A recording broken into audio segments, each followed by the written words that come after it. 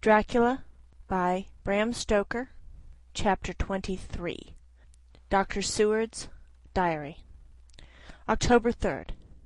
The time seemed terribly long whilst we were waiting for the coming of our Godalming and Quincey Morris. The Professor tried to keep our minds active by using them all the time.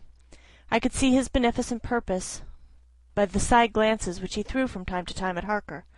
The poor fellow was overwhelmed in a misery that is appalling to see. Last night he was a frank, happy-looking man, with strong, youthful face, full of energy, and with dark brown hair. To-day he is a drawn, haggard old man, whose white hair matches well with the hollow, burning eyes and grief-written lines of his face. His energy is still intact. In fact, he is like a living flame. This may yet be his salvation, for if all go well, it will tide him over the despairing period. He will then, in a kind of way, wake again to the realities of life. Poor fellow! I thought my own trouble was bad enough, but his— The Professor knows this well enough, and is doing his best to keep his mind active. What he has been saying was, under the circumstances, of absorbing interest. So well as I can remember, here it is. I have studied, over and over again since they came into my hands, all the papers relating to this monster, and the more I have studied, the greater seems the necessity to utterly stamp him out. All through there are signs of his advance, not only of his power, but of his knowledge of it. As I learned from the researches of my friend Armanis of Budapest, he was in life a most wonderful man, soldier, statesman, and alchemist, which latter was the highest development of the science knowledge of his time. He had a mighty brain, a learning beyond compare, and a heart that knew no fear and no remorse. He dared even to attend the Schlossmanns, and there was no branch of knowledge of his time that he did not essay. Well, in him the brain power survived the physical death, though it would seem that memory was not all complete. In some faculties of mind he has and is only a child, but he is growing, and some things that were childish at the first are now of man's stature. He is experimenting, and doing it well, and if it had not been that we had crossed his path, he would be yet, he may be yet if we fail, the father or furtherer of a new life of beings, whose road must lead through death, not life. Harker groaned and said, "And this is all arrayed against my darling. But how is he experimenting? The knowledge may help us to defeat him." "He has all along, since his coming, been trying his power, slowly but surely. That big child brain of his is working. Well for us, it is as yet a child brain. For had he dared, at the first, to attempt certain things, he would long ago have been beyond our power. However, he means to succeed, and a man who has centuries before him can afford to wait and go slow. Festina lente may well be his motto." "I fail to understand," said Harker wearily. "Oh, do be more plain to me. Perhaps grief and trouble are dulling my brain." The Professor laid his hand tenderly on his shoulder as he spoke. "Ah, my child, I will be plain. Do you not see how, of late, this monster has been creeping into knowledge experimentally? He has been making use of the zoophagous patient to effect his entry into friend John's home, for your vampire, though in all afterwards he can come how and when he will, must at the first make entry only when asked thereto by an inmate. But these are not his most important experiments.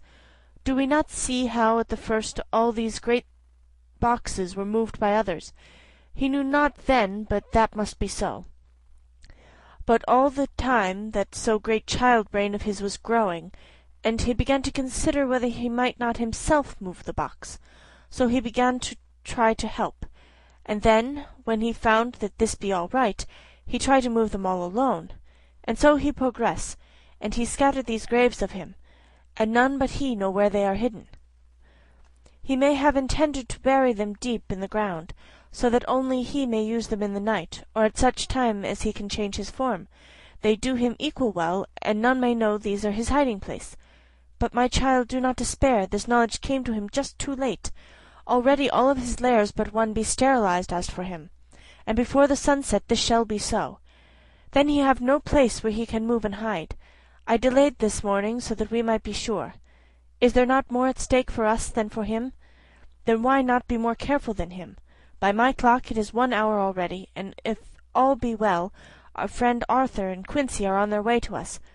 To-day is our day, and we must go sure, if slow, and lose no chance. See, there are 5 of us when those absent ones return." Whilst we were speaking, we were startled by a knock at the hall door, the double postman's knock of the telegraph boy. We all moved out to the hall with one impulse, and Van Helsing, holding up his hand to us to keep silence, stepped to the door and opened it. The boy handed in a dispatch. The professor closed the door again, and after looking at the direction, opened it and read aloud. "Look out for D. He has just now, 12:45, come from Carfax hurriedly and hastened towards the south. He seems to be going the round and may want to see you. Mina." There was a pause, broken by Jonathan Harker's voice. "Now, God be thanked, we shall soon meet." Van Helsing turned to him quickly and said, "God will act in his own way and time. Do not fear and do not rejoice as yet, for what we wish for at the moment may be our own undoings." "I care for nothing now," he answered hotly, "except to wipe out this brute from the face of creation. I would sell my soul to do it." "Oh, hush, hush, my child," said Van Helsing. "God does not purchase souls in this wise, and the devil, though he may purchase, does not keep faith. But God is merciful and just, and knows your pain and your devotion to that dear Madam Mina. Think you how her pain would be doubled did she but hear your wild words? Do not fear any of us. We are all devoted to this cause, and to-day shall see the end. The time is coming for action. To-day this vampire is limit to the powers of man, and till sunset he may not change. It will take him time yet to arrive here. See, it is 20 minutes past 1, and there are yet some times before he can hither come, be he ever so quick. What we must hope for is that my Lord Arthur and Quincy arrive first." About half an hour after we received Mrs. Harker's telegram, there came a quiet, resolute knock at the hall door. It was just an ordinary knock, such as is given hourly by thousands of gentlemen, but it made the professor's heart and mine beat loudly. We looked at each other, and together moved out into the hall. We each held ready to use our various armaments, the spiritual in the left hand, the mortal in the right. Van Helsing pulled back the latch, and holding the door half open, stood back, having both hands ready for action.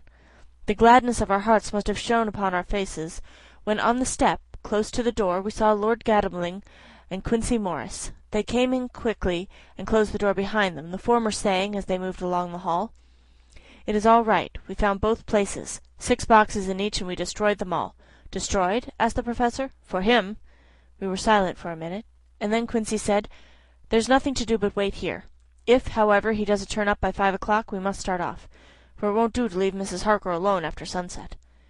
"He will be here before long now," said Van Helsing, who had been consulting his pocket-book. "Nota bene, in Madame's telegram he went south from Carfax. That means he went to cross the river, and he could only do so at slack of tide, which should be something before 1 o'clock. That he went south has a meaning for us. He is as yet only suspicious, and he went from Carfax first to the place where he would suspect interference least. You must have been at Bermondsey only a short time before him. That he is not here already shows that he went to Mile End next. This took him some time, for he would then have to be carried over the river in some way. Believe me, my friends, we shall not have long to wait now. We should have ready some plan of attack, so that we may throw away no chance. Hush, there is no time now. Have all your arms. Be ready." He held up a warning hand as he spoke, for we all could hear a key softly inserted into the lock of the hall door. I could not but admire, even at such a moment, the way in which a dominant spirit asserts itself. In all our hunting parties and adventures in different parts of the world, Quincey Morris had always been the one to arrange the plan of action, and Arthur and I seemed to be accustomed to obey him implicitly. Now the old habit seemed to be renewed instinctively. With a swift glance round the room, he at once laid out our plan of attack, and without speaking a word, with a gesture, placed each of us in position. Van Helsing, Harker, and I were just behind the door, so that when it opened the professor could guard it whilst we two stepped between the intercomer and the door. Godalming behind and Quincey in front stood just out of sight, ready to move in front of the window. We waited in a suspense that made the seconds pass with nightmare slowness. The slow, careful steps came along the hall. The Count was evidently prepared for some surprise, at least he feared it. Suddenly, with a single bound, he leapt into the room, winning away past us before any of us could raise a hand to stay him. There was something so panther-like in the movement, something so unhuman, that it seemed to sober us all from the shock of his coming. The first to act was Harker, who, with a quick movement, threw himself before the door leading into the room in front of the house. As the Count saw us, a horrible sort of snarl passed over his face, showing the eye-tooth long and pointed. But the evil smile as quickly passed into a cold stare of lion-like disdain. His expression again changed as, with a single impulse, we all advanced upon him. It was a pity that we had not some better yet organized plan of attack, for even at the moment I wondered what we were to do. I did not myself know whether our lethal weapons would avail of us anything. Harker evidently meant to try the matter, for he had ready his great kukuri knife, and made a fierce and sudden cut at him. The blow was a powerful one, only the diabolical quickness of the Count's leap back saved him. A second less, and the trenchant blade had shorn through his heart. As it was, the point just cut the cloth of his coat, making a wide gap whence a bundle of bank-notes and stream of gold fell out.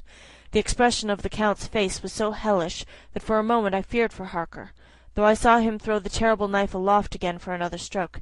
Instinctively I moved forward, and with a protective impulse, holding the crucifix and wafer in my left hand, I felt a mighty power fly along my arm, and it was without surprise that I saw the monster cower back before a similar movement made spontaneously by each one of us.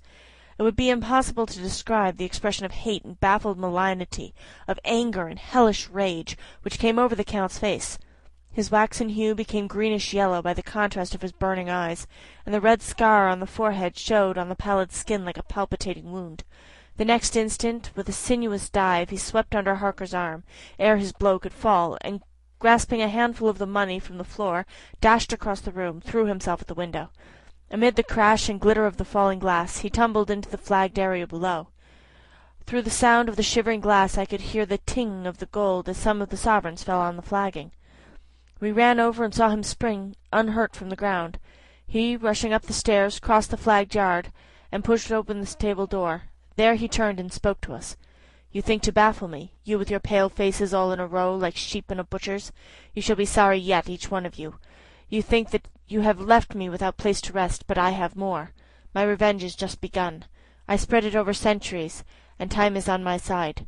Your girls that you all love are mine already, and through them you and others shall yet be mine, my creatures, to do my bidding and be my jackals when I want to feed. Bah!" With a contemptuous sneer he passed quickly through the door, and we heard the rusty bolt creak as he fastened it behind him. A door beyond opened and shut. The first of us to speak was the Professor. Realizing the difficulty of following him through the stable, we moved towards the hall. "We have learned something, much. Notwithstanding his brave words, he fears us. He fears time, he fears want. For if not, why hurry so? His very tone betray him, or my ears deceive? Why take that money? You follow quick. You are hunters of the wild beast, and understand it so. For me, I make sure that nothing here may be of use to him, if so that he returns." As he spoke he put the money remaining in his pocket, took the title deeds in the bundle as Harker had left them, and swept the remaining things into the open fireplace, where he set fire to them with a match. Godalming and Morris rushed out into the yard, and Harker lowered himself from the window to follow the Count. He had, however, bolted the stable door, and by the time they had forced it open there was no sign of him. Van Helsing and I tried to make inquiry at the back of the house, but the mews was deserted, and no one had seen him depart. It was now late in the afternoon, and sunset was not far off. We had to recognize that our game was up. With heavy hearts we agreed with the Professor when he said, "Let us go back now to Madam Mina. Poor, poor, dear Madam Mina. All we can do just now is done, and we can there at least protect her. But we need not despair. There is but one more earth-box, and we must try to find it. When that is done, all may yet be well." I could see that he spoke as bravely as he could to comfort Harker. The poor fellow was quite broken down. Now and again he gave a low groan which he could not suppress. He was thinking of his wife. With sad hearts we came back to my house, where we found Mrs. Harker waiting us, with an appearance of cheerfulness which did honour to her bravery and unselfishness. When she saw our faces, her own became as pale as death. For a second or two her eyes were closed as if she were in secret prayer, and then she said cheerfully, "I can never thank you all enough. Oh, my poor darling!" As she spoke she took her husband's grey head in her hands and kissed it. "May your poor head hear and rest it. All will be well, dear. God will protect us if he so will it in his good intent." The poor fellow groaned. There was no place for words in his sublime misery. We had a sort of perfunctory supper together, and I think it cheered us all up somewhat. It was, perhaps, the mere animal heat of food to hungry people, for none of us had eaten anything since before breakfast. Or the sense of companionship may have helped us, but anyhow we were all less miserable, and we saw the morrow was not altogether without hope. True to our promise, we told Mrs. Harker everything which had passed, and although she grew snowy white at times when danger had seemed to threaten her husband, and red at others when his devotion to her was manifested, she listened bravely and without comment. When we came to the part where Harker had rushed at the Count so recklessly, she clung to her husband's arm, and held it tight as though her clinging could protect him from any harm that might come. She said nothing, however, till the narration was all done, and matters had been brought up to the present time. Then, without letting go her husband's hand, she stood up amongst us and spoke. Oh, that I could give any idea of the scene, of that sweet, sweet, good, good woman in all the radiant beauty of her youth and animation, with the red scar on her forehead of which she was conscious, and which we saw with grinding of our teeth, remembering whence and how it came, her loving kindness against our grim hate, her tender faith against all our fears and doubting, and we, knowing that so far as symbols went, she, with all her goodness and purity and faith, was outcast from God. "Jonathan," she said, and the word sounded like music on her lips, it was so full of love and tenderness. "Jonathan, dear, and you all my true, true friends, I want you to bear something in mind through all this dreadful time. I know that you must fight, that you must destroy even as you destroyed the false Lucy, so that the true Lucy might live hereafter. But it is not a work of hate. That poor soul who has wrought all this misery is the saddest case of all. Just think what will be his joy when he, too, is destroyed in his worser part, that his better part may have spiritual immortality. You must be pitiful to him, too, though it may not hold your hands from his destruction." As she spoke I could see her husband's face darken and draw together, as though the passion in him were shrivelling his being to its core. Instinctively the clasp on his wife's hand grew closer, till his knuckles looked white. She did not flinch from the pain which I knew she must have suffered, but looked at him with eyes that were more appealing than ever. As she stopped speaking, he leapt to his feet, almost tearing his hand from hers as he spoke. "May God give him into my hand just for long enough to destroy that earthly life of him which we are aiming at. If beyond it I could send his soul forever and ever to burning hell, I would do it. Oh, hush! Oh, hush, in the name of good God! Don't say such things, Jonathan, my husband, or you will crush me with fear and horror. Just think, my dear, I have been thinking all this long, long day of it, that perhaps some day I too may need such pity, and that some other like you, and with equal cause for anger, may deny it me. Oh, my husband, indeed I would pray have spared you such a thought had there been another way. But I pray that God may not have treasured your wild words, except as the heartbroken wail of a very loving and sorely stricken man. O God, let these poor white hairs go in evidence of what he has suffered, who all his life has done no wrong, and on whom so many sorrows have come." We men all were in tears now. There was no resisting them, and we wept openly. She wept too, to see that her sweeter counsels had prevailed. Her husband flung himself on his knees beside her, and putting his arms round her, hid his face in the folds of her dress. Van Helsing beckoned to us, and we stole out of the room, leaving the two loving hearts alone with their God.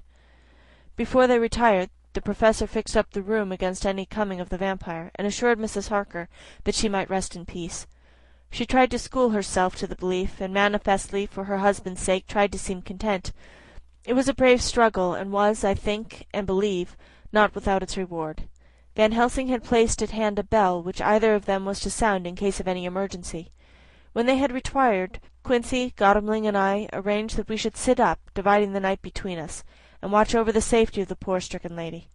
The first watch falls to Quincy, so the rest of us shall be off to bed as soon as we can. Godalming has already turned in, for his is the second watch.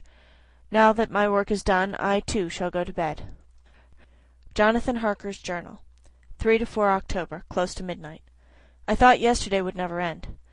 There was over me a yearning for sleep, and some sort of blind belief that to wake would be to find things changed, and that any change must now be for the better. Before we parted, we discussed what our next step was to be, but we could arrive at no result.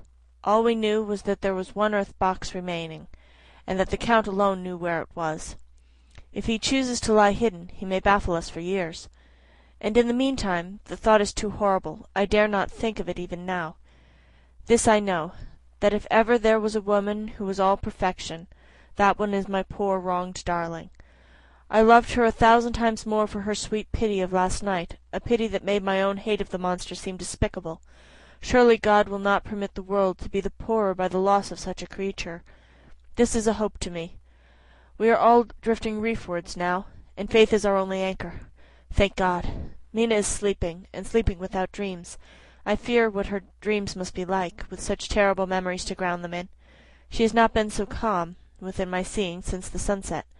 Then, for a while, there came over her face a repose which was like the spring after the blasts of March.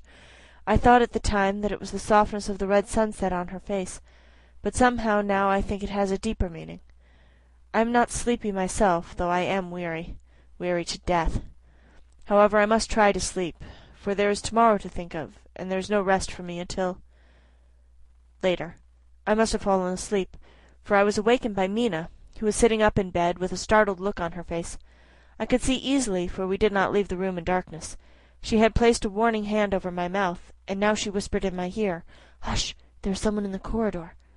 I got up softly, and crossing the room gently opened the door. Just outside, stretched on a mattress, lay Mr. Morris wide awake. He raised a warning hand for silence as he whispered to me, "Hush! Go back to bed. All is all right. One of us will be here all night. We don't mean to take any chances." His look and gesture forbade discussion, so I came back and told Mina. She sighed, and positively a shadow of a smile stole over her poor pale face as she put her arms round me and said softly, "Oh, thank God for good brave men." With a sigh she sank back again into sleep. I write this now as I am not sleepy, though I must try again. 4 October, morning. Once again during the night I was wakened by Mina. This time we had all had a good sleep, for the grey of the coming dawn was making the windows into sharp oblongs, and the gas flame was like a speck rather than a disk of light. She said to me hurriedly, "Go, call the professor. I want to see him at once." "Why?" I asked. "I have an idea. I suppose it must have come in the night, and matured without my knowing it. He must hypnotize me before the dawn, and then I shall be able to speak. Go quick, dearest, the time is getting close."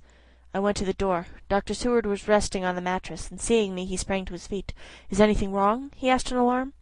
"No," I replied, "but Mina wants to see Dr. Van Helsing at once." "I will go," he said, and hurried into the professor's room. 2 or 3 minutes later Van Helsing was in the room in his dressing gown, and Mr. Morris and Lord Godalming were there with Dr. Seward at the door asking questions.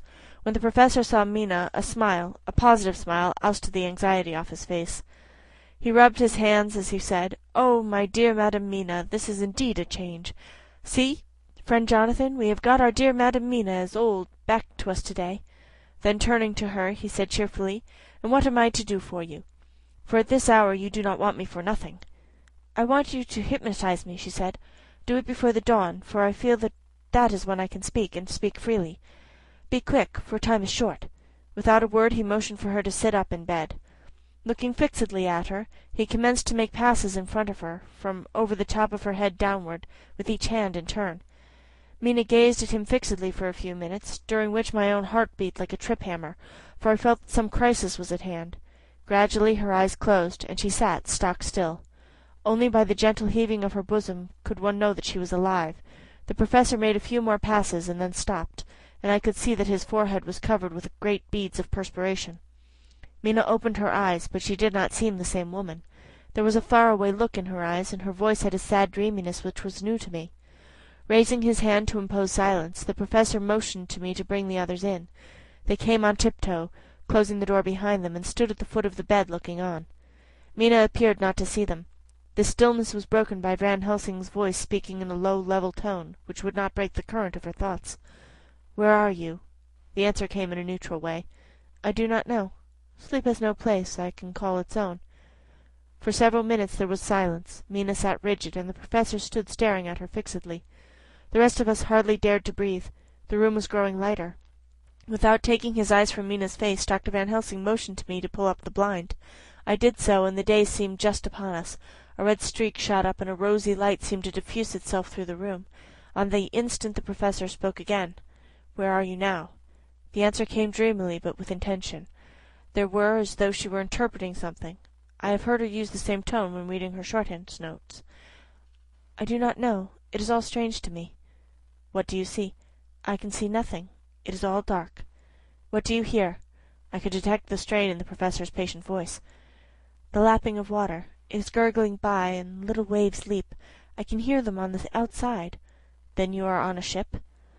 We all looked at each other, trying to glean something each from the other. We were afraid to think. The answer came quick. "Oh, yes!" "What else do you hear?" The sound of men stamping overhead as they run about. There is the creaking of a chain, and the loud tinkle as the check of the capstan falls into the ratchet. What are you doing? I am still, oh still. It is like death. The voice faded away into the deep breath as of one sleeping, and the open eyes closed again. By this time the sun had risen, and we were all in the full light of day. Dr. Van Helsing placed his hands on Mina's shoulders, and laid her head down softly on her pillow. She lay like a sleeping child for a few moments, and then, with a long sigh, awoke and stared in wonder to see us all around her. "Have I been talking in my sleep?" was all she said. She seemed, however, to know the situation without telling, though she was eager to know what she had told. The Professor repeated the conversation, and she said, "Then there is not a moment to lose. It may not yet be too late." Mr. Morris and Lord Godalming started for the door, but the Professor's calm voice called them back. "Stay, my friends. That ship, wherever it is, was weighing anchor at the moment in your so great port of London. Which of them is it that you seek? God be thanked that we once again have a clue, though somewhat whither that may lead us to know not. We have been blind somewhat, blind after the manner of men, since we can look back and see what we might have seen looking forward if we had been able to see what might have seen. Alas, that sentence is a puzzle, is it not? We cannot know what was in the Count's mind when he seized that money, though Jonathan's so fierce knife put him in danger that even he dread. He meant escape. Hear me, escape. He saw that but with one earth-box left, and a pack of men following like dogs after a fox, this London was no place for him. He have take his last earth-box on board a ship, and he leave the land. He think to escape, but no. We follow him. Tally-ho, as friend Arthur would say when he put on his red frock. To our old fox is wily. Oh, so wily, and we must follow with wile. I too am wily, and I think his mind in a little while. In meantime we may rest in peace, for there are between us which he do not want to pass, and which he could not if he would, unless the ship were to touch the land, and then only at full or slack tide.